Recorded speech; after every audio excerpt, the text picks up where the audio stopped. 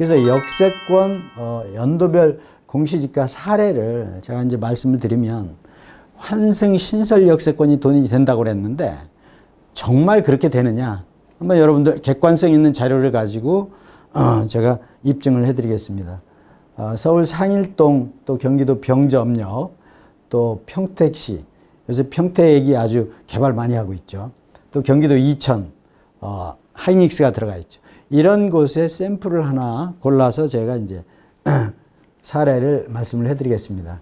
보통 이 사례를 말씀드리면 실제로 거래한 가격을 가지고 말씀드려야 되는데 거래한 가격만이 객관성 있는 자료라고 보기는 좀 어렵고요. 공시지가, 그러니까 국가에서 매년 공시지가를 정하는데 그 공시지가의 변동률을 보면 이 지역이 수익이 되겠다. 이것이 원금은 까먹지 않겠다는 것을 우리가 알 수가 있죠. 지금 이 상일동 같은 경우 상일동 148번지가 어디냐면은 고덕역 앞에입니다. 고덕역 앞에. 근데 원래 상일역이 없었죠. 5호선이. 근데 여기 보면은 1990년도에 맨 밑에 이제 조금 덜 보이는데 공시지가가 7만 원이었습니다. 7만 원. 근데 여기 빨간 줄 위에 보면은 1995년도죠. 94년도 빨간 거 요 밑에 100만 원이죠. 95년도도 100만 원, 94년도 100만 원. 그러면 90년도에서 94년에 7만 원짜리가 100만 원이 됐는데 어떻게 해서 이렇게 공시지가가 상승을 했을까요? 이것은 90년도에는 전철이 없었습니다. 고덕역이라는 게 없었습니다. 그런데 94년도에 이제 전철이 개통이 되면서 공시지가가 많이 올랐죠. 쉽게 얘기해서 4년 만에 7만 원짜리가 100만 원이 된 겁니다. 4년 평균, 연간 평균으로 따지면 3배가 넘는 수익을 매년 본 거죠. 그러니까 전철이 개통되기 이전에 투자하신 분들은 매년 3배 이상의 수익을 보시는 겁니다. 그러면 전철이 개통되고 나서는 지가가 올라가지 않느냐? 그렇지 않습니다. 계속 올라갑니다. 이 땅값이라는 거는요. 땅값은 계속 100만 원 뭐 이렇게 쭉 가다가 지금은 245만 5천 원 가죠. 공시지가가. 이거는 평당 가격이 아니고요. 회배당 가격입니다. 1평방미터에 240이면은 평으로 고치면 3.3을 곱하면 됩니다. 그러면은 한 1,000만 원 가까이 육박하지 않습니까? 그래서 이 땅이라는 거는요. 가격이 잠시 잠깐 조금 올라갔다 내려갔다 할 수는 있으되 장기적으로 보면 무조건 올라간다는 것을 여러분들이 기억하시면 됩니다. 그래서 원금을 까먹는 게 아니라 지속적으로 수익을 내는 게 신설 역세권 땅이다. 네, 이렇게 보시면 되고요. 그 다음에 경기도 화성시의 병점동이라고 있죠. 이건 병점역 앞에입니다. 아까는 고덕역 앞에 토지를 예를 들었고 지금은 병점역 앞에. 병점역이라는 거는 경부선 라인에 있는데 원래 없었죠.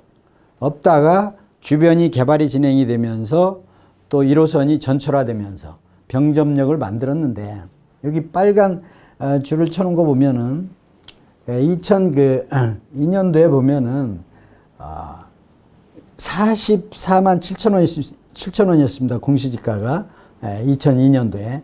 그런데 여기 2005년도에 보니까 520만 원이 됐습니다. 공시지가가요. 그러니까 3년 동안에 44만 원짜리가 520만 원 된 거 아니겠습니까? 예. 그 왜 이렇게 또 갑자기 많이 뛰었느냐? 아까 말씀드린 대로 전철이 또 개통이 된 겁니다. 그래서 이 전철 라인이라는 거는 없던 곳에 전철이 생기니까 어떻게 됩니까? 주변에 이 부동산 가치, 토지 가치를 우리가 상상할 수 없는 정도의 소득을 올려주는 거죠. 이것이 토지의 가치입니다. 이것이 전철역의 가치가 되는 거거든요. 그럼 아까 말씀드린 대로 그러면 2005년도에 520만 원으로 끝나느냐? 아닙니다. 그 이후에도 지속적으로 500, 600, 지금 720만 원까지 올라갔지 않습니까? 이것이 역세권의 토지라고 보시면 됩니다. 이거는 개인적으로 사고 판 가격이 아니고 국가에서 세금을 걷어들이기 위해서 공시지가를 매긴 가격이거든요. 그렇기 때문에 최하의 가격이라고 보시면 되고 실제 가격은 이거보다 훨씬 비싸죠. 그래서 병점력을 또 제가 사례로 이제 말씀을 드리는 거고, 다음에 요즘 뜨고 있는 그 평택시 현덕면 황산리 257-1번지 여기는 90년도에 땅값이 6,600원이었습니다. 회배당 6,600원. 근데 지금은 얼마냐 하니까 59,000원입니다. 59,000원. 그럼 이건 무슨 얘기냐면은요. 땅값이 여기는 역세권이 아닙니다. 지금 이쪽 그 현덕면 황상리에는 역이 없습니다. 가까운 곳에 안중역을 지금 한참 건설하고 있는데 안중 역세권이라고 보시면 되는데 아직 역이 만들어지지 않았어요. 그렇기 때문에 이 필지는 개발이 아직 안 됐죠. 개발이 되지 않았는데도 불구하고 어떻게 됐습니까?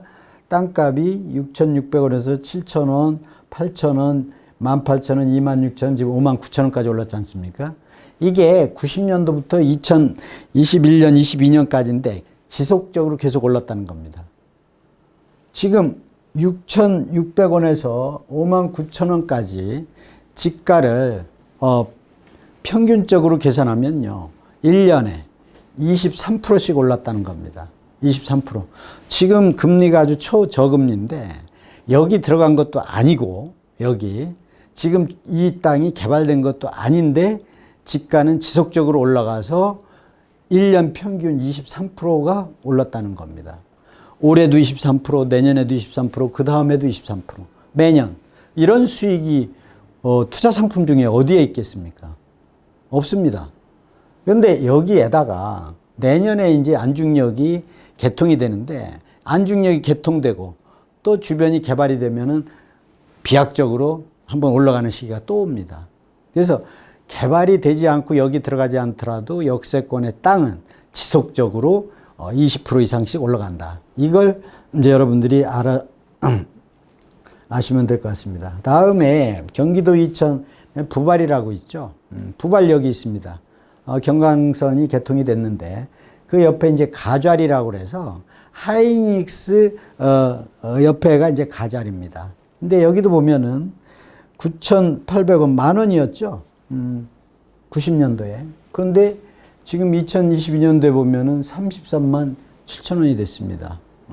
그건 무슨 얘기냐면은 쉽게 얘기해서 만 원이라고 하더라도 만 원짜리가 33만 원이 된 거예요. 33배가 올라간 거 아니겠습니까?